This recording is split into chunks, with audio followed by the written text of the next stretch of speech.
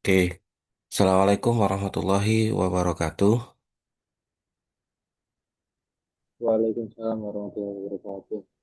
Alhamdulillah, terima kasih karena sudah bersedia hadir di dalam Zoom ini, yaitu kita kuliah kurikulum. Kebetulan untuk materinya adalah kecakapan abad 21 dan penerapannya dalam pembelajaran matematika. Terkait tentang kecakapan abad 21 itu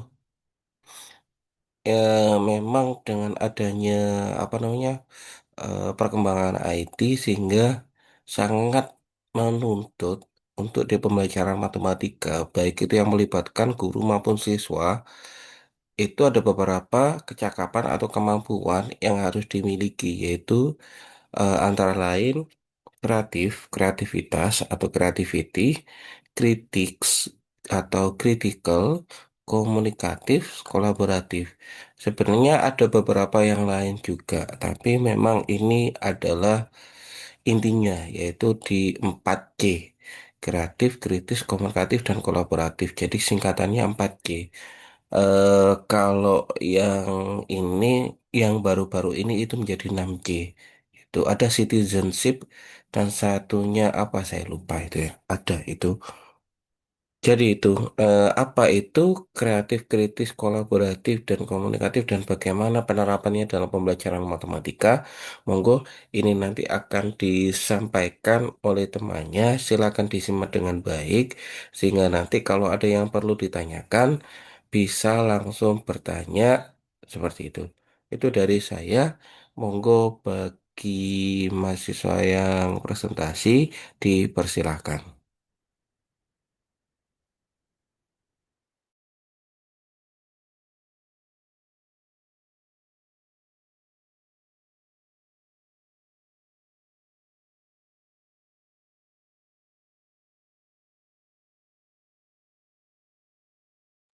Mohon izin untuk share screen-nya ya, Pak. Monggo bisa? Ah, bisa.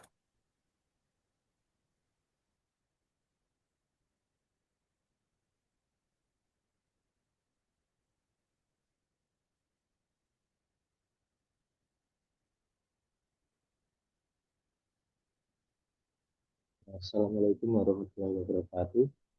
Waalaikumsalam warahmatullahi wabarakatuh. Jadi kami di sini, saya Muhammad Harus Ibrahim Kurnia, kami akan menjelaskan tentang kecakapan abad 21 pelajaran matematika. Tentu saja masuk ke apa itu kecakapan abad 21, yaitu merupakan perangkat kompetensi keterampilan dan karakteristik yang penting untuk keberhasilan individu dan kehidupan pekerjaan dan warga negara di tengah perubahan globalisasi, digitalisasi, otomasi, dan inovasi. Nah, di sini definisi kecakapan abad ke-21 itu menurut ada tiga sumber yang dipakai, yaitu yang pertama, empat sumber ya. Empat sumber yang kami pakai, yaitu yang pertama itu dari Einstein, yaitu cakapan ini itu memungkinkan individu berpartisipasi dan masyarakat yang dinamis dan lintas disiplin.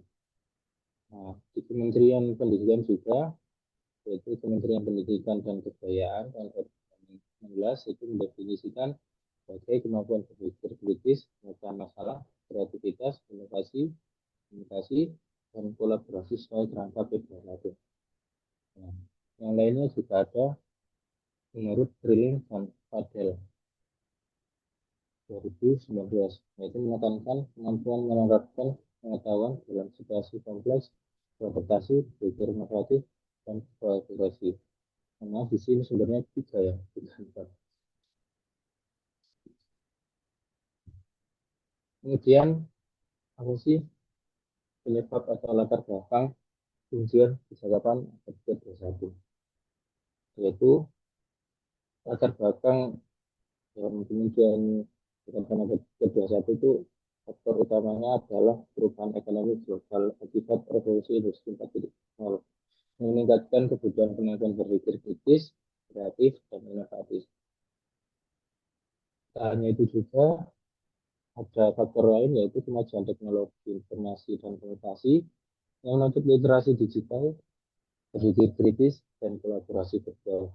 Kemudian ada juga tantangan global yang kompleks seperti perubahan iklim, krisis kesehatan, dan ketimpangan sosial yang memerlukan solusi inovatif serta kerjasama lintas disiplin negara.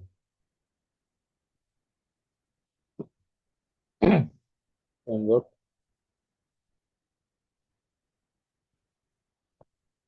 Framework Percakapan Abad ke-21. Ini framework percakapan abad ke-21 yang banyak digunakan adalah dari Partnership for 21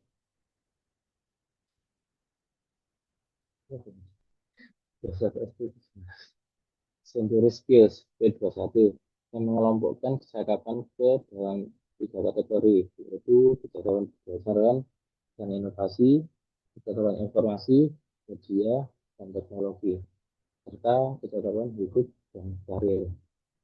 Nah, seperti yang telah dijelaskan di awal tadi, di pembukanya tadi, yaitu kecakapan abad ke-21 itu diklasifikasikan dalam model 4C, yaitu kritis, kreatif, communication, komunikasi, dan collaboration. Kolaborasi. Untuk apa? Untuk sebagai fondasi utama dalam pengembangan kurikulum dan pembelajaran.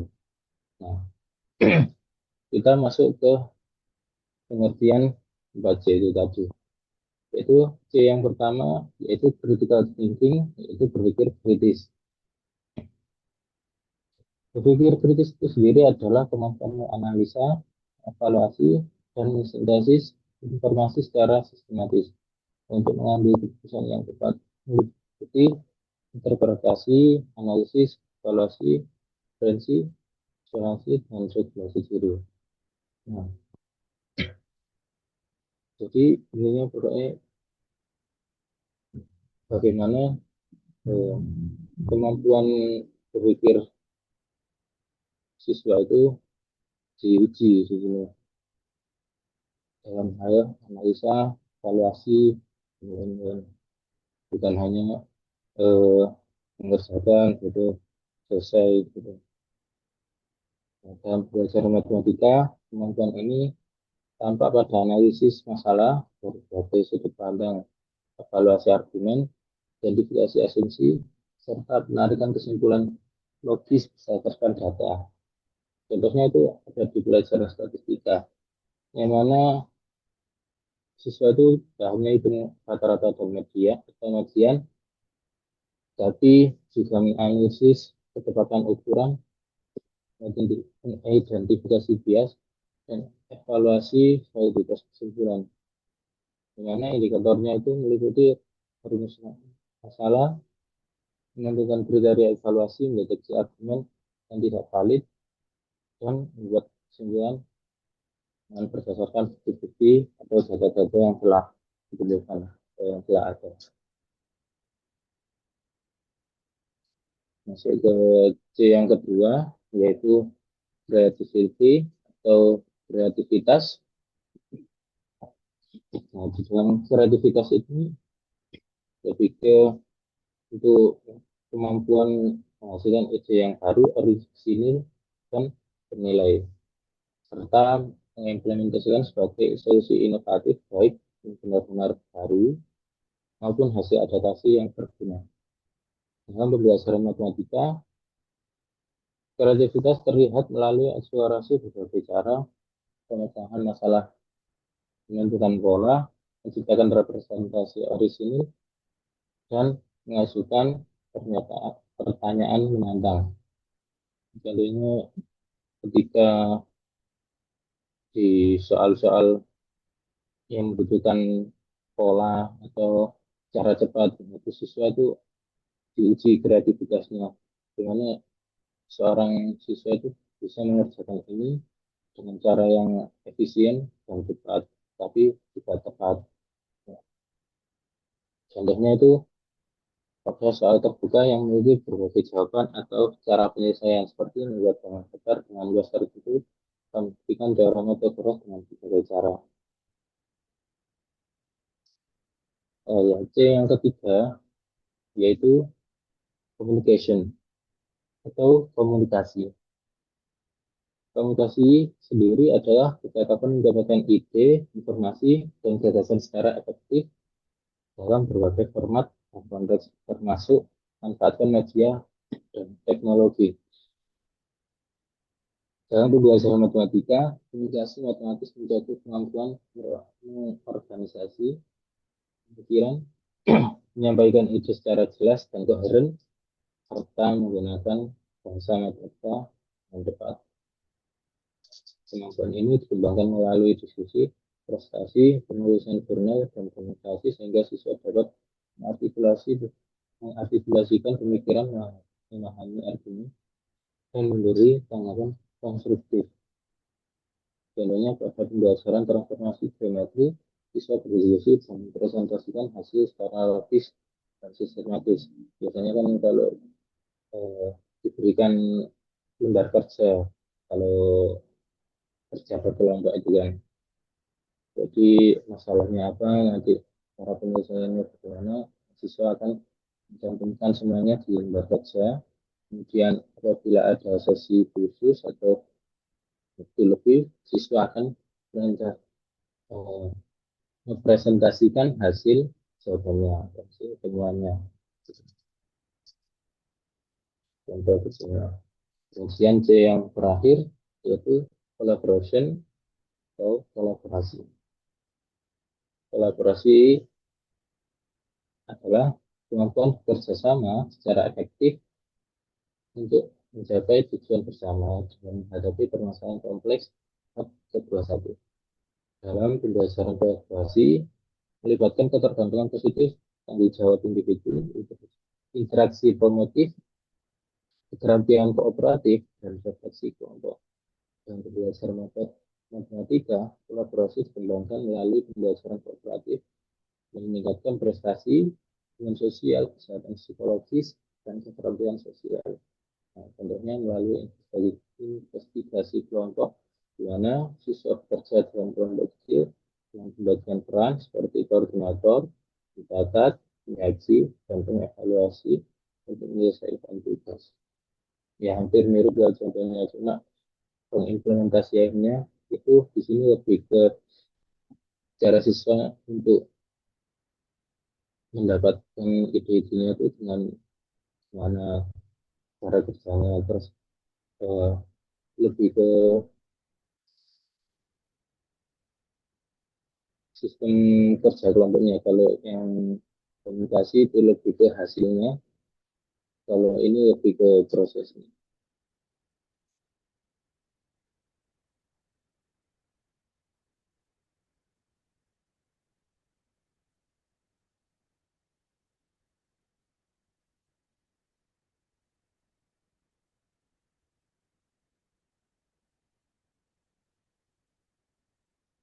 Selanjutnya akan dilanjutkan Mbak Nanda. Oke, di sini penerapan kecakapan abad ke-21 dalam pembelajaran matematika. Untuk prinsip-prinsip umum penerapannya, yaitu penerapan kecakapan abad ke-21 dalam pembelajaran matematika memerlukan perubahan paradigma dalam mengajar, menilai, serta peran guru dan peserta didik. Yang pertama itu pembelajaran berpusat pada peserta didik, di mana guru sebagai fasilitator dan peserta didik itu hanya aktif mengeksplor, bertanya, bereksperimen, dan menemukan konsep melalui pengalaman belajar. Yang kedua, pembelajaran harus kontekstual dan relevan dengan kehidupan nyata agar peserta didik memahami manfaat matematika dan termotivasi untuk belajar. Dan yang terakhir yaitu pembelajaran harus mendorong berpikir tingkat tinggi, tidak hanya mengingat dan memahami, tapi juga mengaplikasikannya, menganalisis, mengevaluasi, dan mencipta. Jadi peran guru di sini tuh bukan lagi sebagai satu-satunya sumber ilmu, tapi lebih ke fasilitator dan siswa itu yang aktif mencari sedangkan guru itu mengarahkan, begitu. Lanjut.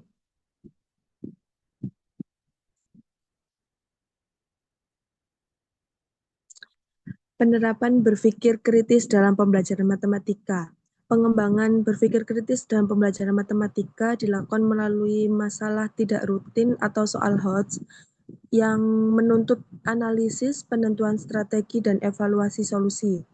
Contohnya seperti di pelajaran statistika, siswa itu menganalisis data, memilih representasi, mengidentifikasi pola dan anomali, mengevaluasi sumber, serta menarik kesimpulan berdasarkan bukti. Selain itu, dikembangkan melalui teknik questioning dengan pertanyaan tentang alasan, alternatif penyelesaian, perubahan kondisi, dan kelakuan solusi. Jadi soal-soalnya itu tidak langsung bisa dijawab dengan rumus, tapi harus dianalisis dulu. Jadi itu tuh lebih bisa melatih siswa untuk lebih berpikir lebih dalam, bukan hanya sekedar menghafal. Lanjut.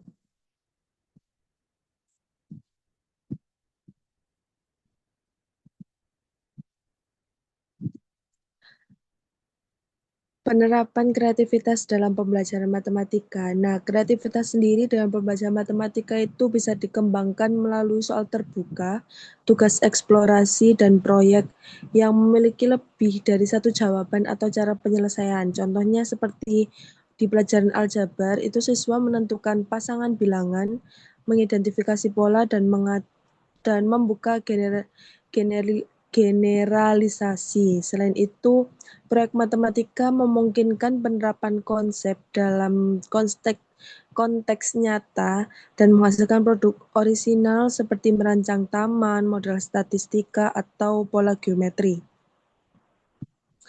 Jadi dengan soal terbuka itu siswa bisa bebas mengeksplorasi berbagai kemungkinan jawaban.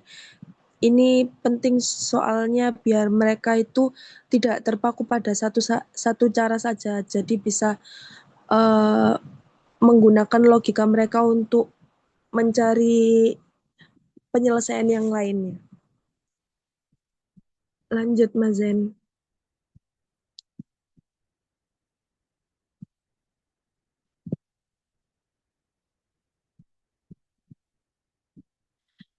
Penerapan komunikasi dalam pembelajaran matematika. Di komunikasi matematis sendiri dikembangkan melalui aktivitas yang mendorong peserta didik mengekspresikan dan mengartikulasi pemikiran matematika. Salah satunya itu melalui jurnal matematika, di mana siswa itu menulis pemahaman konsep, strategi pemecahan, kesulitan, dan refleksi belajar. Selain itu, aktivitas think, pair, share memungkinkan siswa berpikir individu, berdiskusi berpasangan, lalu berbagi dengan kelas. Presentasi kelompok juga efektif karena bisa melatih siswa itu untuk mengorganisasi informasi dan menyampaikan argumen secara jelas dan meyakinkan. Jadi itu penting dalam konteks akademis maupun kehidupan abad ke-21. Misalnya siswa itu diminta kayak menjelaskan langkah-langkahnya. Dari situ itu nanti kita bisa tahu apakah mereka itu benar-benar paham atau enggak. Begitu.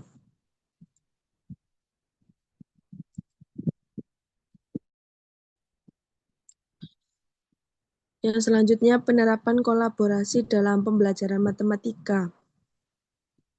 Kolaborasi dalam pembelajaran matematika sendiri itu dapat dilakukan melalui model kooperatif seperti Jigsaw, STAD, dan NHT, di mana setiap anggota itu memiliki peran. Misalnya dalam Jigsaw, siswa itu menjadi ahli dan mengajarkan materi kepada anggota lain. Selain itu, PBL secara kooperatif melibatkan siswa dalam menyelesaikan masalah nyata melalui identifikasi masalah, analisis, pengembangan, dan pengujian solusi, serta refleksi sehingga mengembangkan pemahaman konsep kolaborasi, komunikasi, dan berpikir kritis.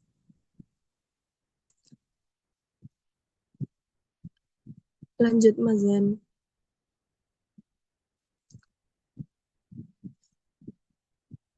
Model pembelajaran yang mendukung kecakapan abad ke-21. Yang pertama itu Problem Based Learning atau PBL. Itu merupakan model pembelajaran yang menggunakan masalah nyata sebagai titik awal.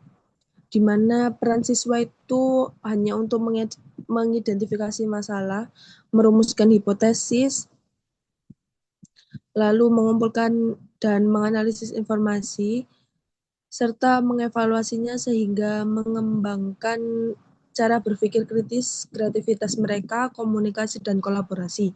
Dalam pembelajaran matematika sendiri, PBL itu diterapkan melalui masalah konseptual seperti merancang taman kota dengan mempertimbangkan aspek, sehingga siswa menerapkan konsep matematika sekaligus mengembangkan kecakapan abad ke-21.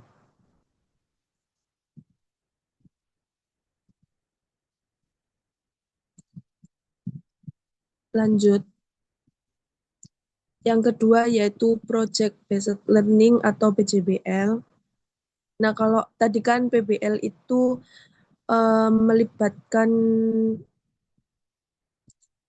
problem penyelesaian masalah ya. Kalau project ini kan seperti mengeksplor masalah nyata melalui proyek. Jadi siswa itu memperoleh pengetahuan dan keterampilan dengan 5 kriteria utama seperti sentralitas, pertanyaan mendorong, penyelidikan konstruktif, otonomi, dan kerealistikan. Dalam pembelajaran matematika sendiri, PJBL itu diterapkan melalui proyek seperti statistika, geometri, keuangan, dan pemrograman, sehingga siswa dapat menerapkan konsep matematika dalam konteks nyata sekaligus mengembangkan abad ke-21.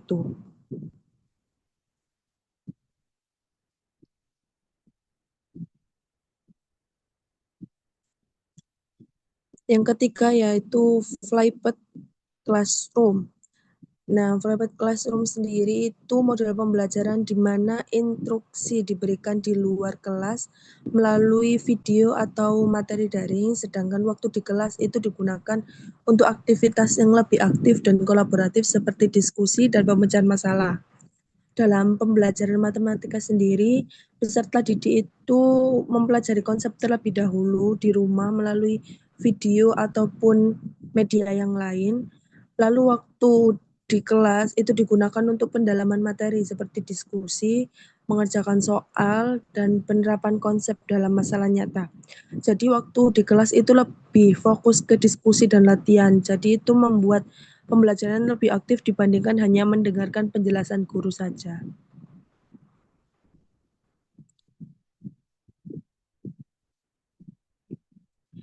Yang keempat yaitu inquiry based learning.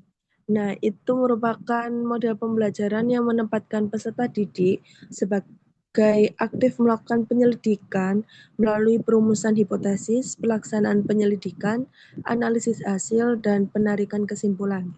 Dalam pembelajaran matematika sendiri, model ini diterapkan melalui eksplorasi pola, penyelidikan konsep, dan penemuan hubungan antar konsep, seperti menemukan hubungan keliling dan diameter lingkaran melalui pengukuran sehingga memperoleh nilai Pi.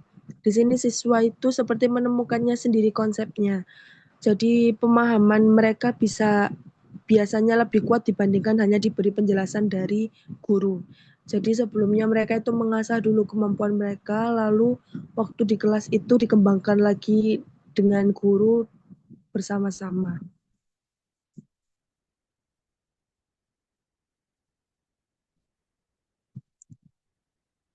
Bagi teman-teman yang mau bertanya atau Pak Ferry mau bertanya, kami persilahkan. Monggo teman-temannya terlebih dahulu. Nanti saya sedikit nambahkan di akhir aja. Silakan.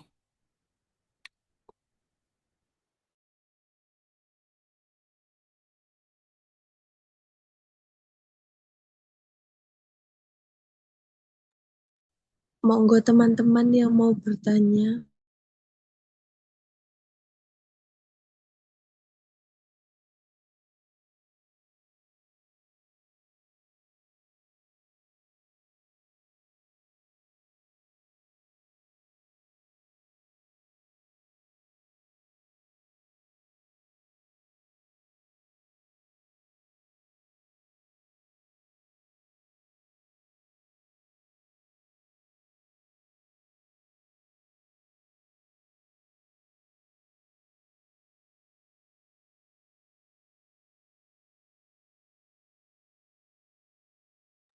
Gimana teman-temannya? Kita tunggu dulu.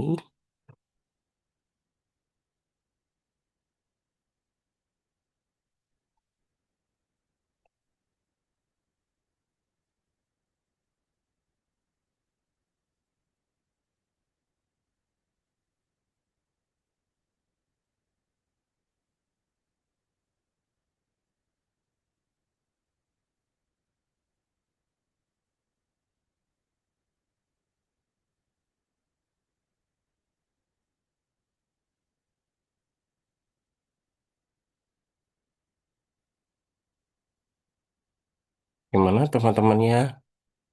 Ini sudah ada bukunya. Kecakapan abad 21. Silakan.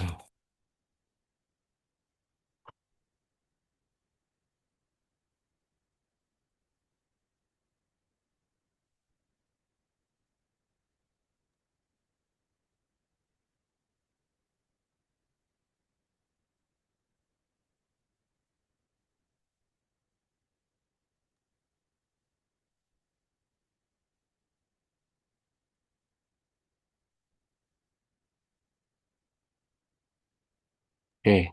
Apakah S- tidak ada yang s- teman-teman? Monggo gimana?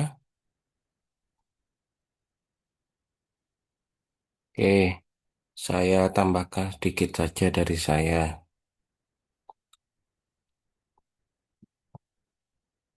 eh saya izin share screen ya. Baik, Pak. Sambil, sambil saya siapkan untuk yang sesi 2. Wait, wait, ditunggu.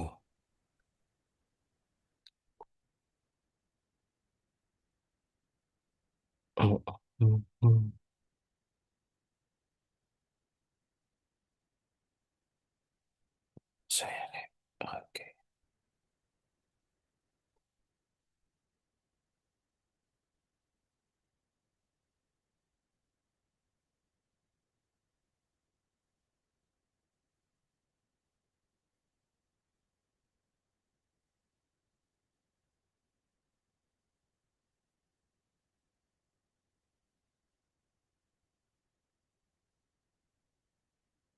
Oke, bentar ya. Ini saya nyiapkan yang sesi 2 barangkali ini habis nanti. Wait, oke. Dah, dah saya buatkan yang sesi 2. Oke. Saya itu tadi ekspektasinya tinggi ya. Maksudnya di kecakapan abad 21 eh, kurang ini ya dijelaskan ke kritisnya itu gimana, dikatakan orang kritis atau siswa kritis itu seperti apa. Itu dikatakan kreatif itu siswanya seperti apa. Memang tadi sudah ada penjelasan. Tapi masih kurang ya kalau saya ya. Lah ini ada framework, ini buku saya dan teman-teman. Ada apa framework 21 center skill, 21 center skill, creativity, kemudian critical thinking. Kalau tadi sebenarnya sudah dijelaskan kreatif itu apa. Jadi di sini itu dikatakan kreatif, maksudnya kreatif ini berpikir kreatif ya, yaitu siswa itu dapat menghasilkan, mengembangkan, mengimplementasikan ide-ide mereka secara kreatif baik secara mandiri maupun kelompok. Jadi mereka itu lebih ke apa ya?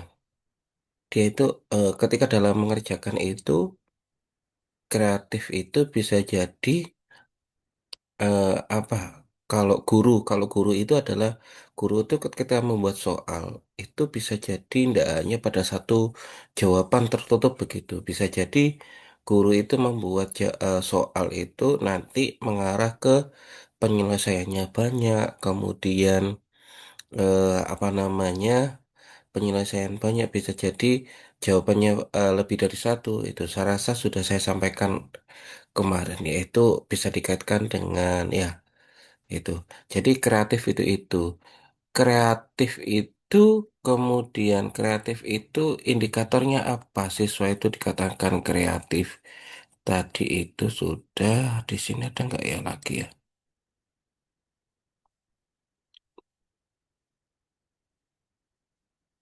Nggak ada. Adanya di sini.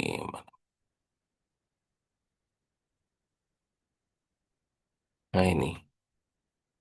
Kalau di sini indikatornya kreatif itu indikator kreatif ini ada seperti itu. Ini indikator. Indikator itu maksudnya apa? Indikator itu atau di sini juga nggak salah ada kreatif. Ini penjelasannya. Hampir sama dengan sampean ya. Tadi Trilling dan Fadel pakai buku ini tah? Tapi mungkin perlu ditambahkan indikator-indikator karena terus terang eh FPT saya itu ke sini loh. Si kreatif, berpikir kreatif ya.